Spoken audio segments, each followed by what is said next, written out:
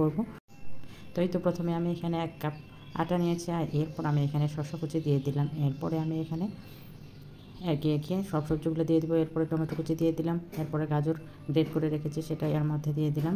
এরপরে আমি কাঁচামরিচ কুচি এর মধ্যে দিয়ে দিলাম, আর এখন স্বাদ মতো লবণ আর সামান্য পরিমাণ হলুদের গুঁড়ো দিয়ে দিলাম। এখন একটা ডিম ভেঙে দিব।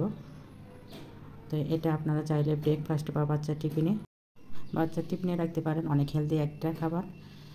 তো খুবই অল্প সময়ের মধ্যে এই খাবারটা কিন্তু তৈরি করে নেওয়া যায়। তো এখানে আমি 1 কাপ আটার জন্য এখানে কিন্তু 1 কাপ পরিমাণ পানি নিয়েছি, আর পানিটা আমি কিন্তু অল্প অল্প করে দিয়ে দেবো, দিয়ে একটা পাতলা বেটার তৈরি করে নিব।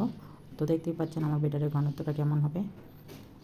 তো এরপরে আমি একটা ফ্রাই প্যান গরম করে নিয়েছি, আর এর মধ্যে আমি সয়াবিন তেল দিয়ে দিলাম সামান্য পরিমাণে, দিয়ে একটা ব্রাশ দিয়ে এটাকে ব্রাশ করে দিব। এরপরে আমি বেটারটা যে রেডি করে রাখছিলাম সেটাকে আমি আমার পরিমাণ মতো আমি দিয়ে একটা রুটির মতো শেপ তৈরি করে নিব। এরপর এখানে আমি এটা ঢাকনা দিয়ে ঢেকে দিব, দিয়ে এটাকে উল্টে পাল্টে নিব।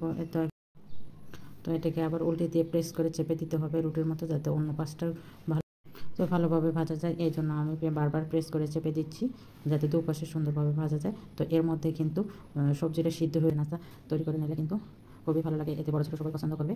তো এখন জানো আমার ভিডিওটা দেখলেন, সবাইকে অসংখ্য ধন্যবাদ। আর আমার এই সহজ রেসিপিটা আপনাদের কাছে কেমন লাগলো অবশ্যই কমেন্টে জানাবেন। নেক্সট ভিডিও দেখার আমন্ত্রণ হলো। সবাই ভালো থাকবেন, সুস্থ থাকবেন। আল্লাহ হাফেজ।